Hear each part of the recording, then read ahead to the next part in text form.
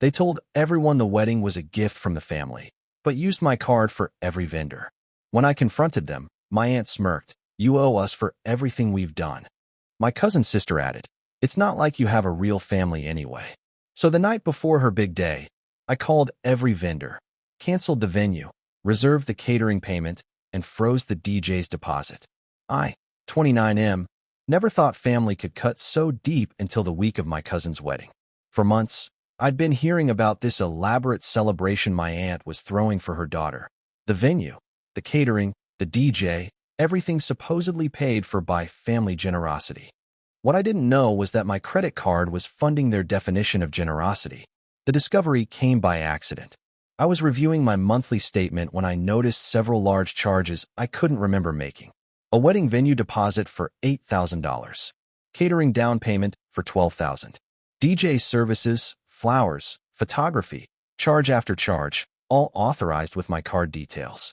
My hands shook as I tallied the total, nearly $45,000. I called my aunt immediately, my voice barely controlled as I asked her to explain the charges. Her response was casual, almost dismissive. She reminded me that I owed the family for everything they'd done for me over the years. After my parents died in that car accident when I was 16, she and my uncle had taken me in, and now it was time to pay that debt. She made it sound like I should be grateful for the opportunity to fund my cousin's dream wedding. When I pressed further, explaining that I hadn't authorized any of these charges, my cousin grabbed the phone. Her words hit like physical blows. She told me it wasn't like I had a real family anyway, so what else was I going to spend my money on? She said I was being selfish and ungrateful, that this wedding was more important than whatever I thought I needed the money for. I hung up, my chest tight with rage and disbelief. These were the people who'd raised me, who I'd considered family despite not sharing their blood. I'd worked 2 jobs through college to avoid being a burden. I'd contributed to household expenses even after moving out. I'd been there for every family gathering, every crisis, every celebration. And this was how they saw me, as a walking ATM with no real claim to dignity or respect. That night, I couldn't sleep. I kept replaying the conversation, my cousin's cruel words echoing in my head. By morning, I made my decision. If they wanted to treat me like I didn't matter, I'd show them exactly what my absence meant. I started with the venue. The manager was understanding when I explained the situation, that my card had been used without authorization and I needed to cancel immediately. She mentioned they'd been trying to reach the client anyway because the final payment was overdue.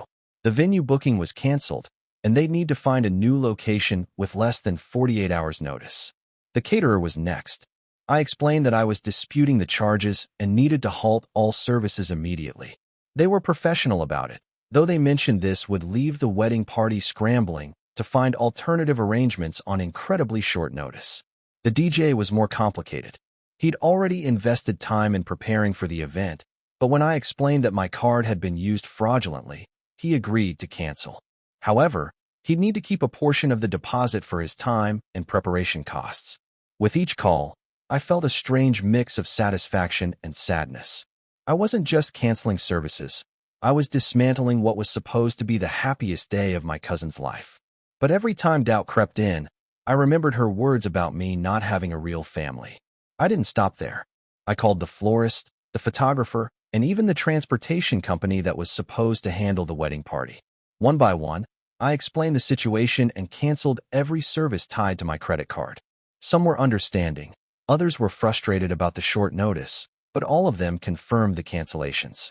The wedding was supposed to be the next evening. By noon the day before, my phone was buzzing constantly with calls from my aunt and cousin.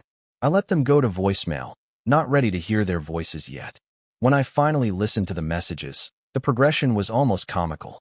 The first few were confused, asking if there had been some mistake with the vendors. Then came anger, demanding I fix whatever I'd done. The final messages were desperate, pleading with me to reconsider. My uncle called that evening. His approach was different. He tried to appeal to my sense of family loyalty. He reminded me of all the times they'd been there for me, how they'd opened their home when I had nowhere else to go. He suggested we could work out a payment plan, that I didn't need to destroy my cousin's wedding over money. I told him this wasn't about money. It was about respect, about being treated like a human being rather than a convenient source of funding. I explained how hurt I was by their assumption that they could use my credit card without asking, and how devastated I was by my cousin's cruel words about my not having a real family. He was quiet for a long moment before admitting he hadn't known about the unauthorized charges. He said my aunt had told him I'd agreed to help with the wedding expenses. When I assured him I'd never agreed to anything, let alone $45,000 worth of charges, he sounded genuinely shocked. But it was too late for shock or apologies. The damage was done, both to the wedding plans and to our relationship. I told him I needed time to think about whether I could ever trust them again. The next day, I drove to a coffee shop across town to avoid any surprise visits from family members. My phone continued buzzing with calls and increasingly frantic text messages. Around what would have been the ceremony time, the messages stopped entirely. I waited 3 days before finally answering my aunt's call. Her voice was different now, smaller, defeated. She asked if we could meet to talk things through. I agreed, curious to hear what she had to say. We met at a neutral location, a small diner downtown. She looked exhausted, older somehow than she had just a week before. She started by apologizing for the unauthorized charges, claiming she genuinely believed I wouldn't mind helping family. When I challenged this explanation, asking how she'd gotten my credit card information in the first place, she admitted to copying the details from my wallet during a family dinner months earlier. The premeditation of it stung worse than the original theft. This wasn't a moment of desperation or poor judgment. It was calculated manipulation spanning months of planning. She then tried to explain my cousin's harsh words, suggesting they came from a place of stress and disappointment rather than genuine cruelty. I listened without interrupting, but her excuses felt hollow. Stress didn't excuse telling someone they had no real family, especially someone who'd lost their parents young and had been trying to build connections with relatives ever since. When she finished her explanations, I shared my perspective. I told her how isolating it felt to discover that people I'd considered family saw me as nothing more than a financial resource. I explained how my cousin's words had confirmed my worst fears about my place in their lives, that I was tolerated rather than truly accepted, useful rather than loved. She cried then, insisting that wasn't how they saw me. But her tears felt more like grief for the consequences of her actions rather than genuine remorse for the actions themselves. I told her I needed time to process everything that had happened. The financial aspect could be resolved. I'd already disputed the charges with my credit card company and expected full reimbursement. But rebuilding trust would take much longer, if it was even possible. She asked about the wedding, what had happened when everything fell through. Apparently, they'd managed to salvage a small ceremony at my uncle's house with pizza and a playlist from someone's phone. The photographer had agreed to come for a reduced fee, so they'd gotten some pictures. It was nothing like the elaborate celebration they'd planned, but they'd managed to have a wedding of sorts. I felt a complicated mix of emotions hearing this. Part of me was satisfied that there had been consequences for their actions, but another part felt sad that it had come to this. That what should have been a joyful family celebration had turned into this mess of hurt feelings and broken relationships. Over the following weeks, other family members reached out to me. Some had heard my aunt's version of events and were angry with me for ruining the wedding. Others, when they learned the full story about the unauthorized charges, were more sympathetic. A few relatives I barely knew called to share their own stories about feeling used or manipulated by my aunt over the years, suggesting this wasn't an isolated incident. My cousin never called or texted directly, but I heard through others that she was devastated by how the wedding had turned out. Some family members suggested I should apologize, that family was more important than money, and that I'd overreacted. Others supported my decision, saying that theft was theft regardless of family relationships. The most surprising call came from my uncle about a month later. He asked if we could meet for coffee, just the two of us. When we sat down, he immediately apologized for not knowing about his wife's plan to use my credit card. He said he'd been furious when he learned the full extent of what had happened, especially after hearing about some of her other financial manipulations within the family. He told me he was considering separating from my aunt, that this incident had made him realize how much he'd been enabling her behavior over the years. He shared stories I'd never heard about other relatives who distanced themselves from the family because of similar incidents involving money and manipulation. I appreciated his honesty, but I told him his marriage wasn't my concern. What mattered to me was whether we could rebuild some kind of relationship based on mutual respect rather than obligation or convenience. He assured me that he'd never known about my aunt's plan and that he was genuinely sorry for how everything had unfolded. He asked if there was any way we could move forward, perhaps starting with occasional coffee meetings like this one. I agreed to try, but with clear boundaries. I wouldn't be attending family gatherings where my aunt was present, at least not for the foreseeable future.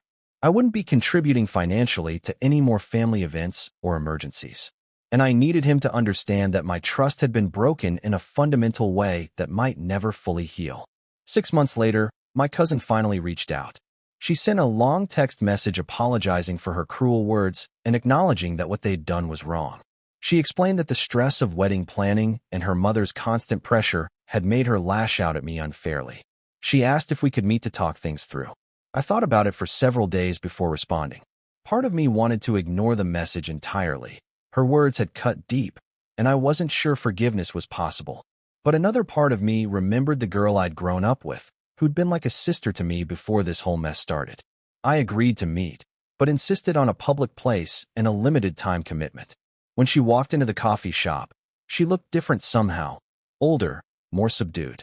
The confident young woman who'd been planning her dream wedding had been replaced by someone who seemed genuinely remorseful. She started by apologizing without making excuses.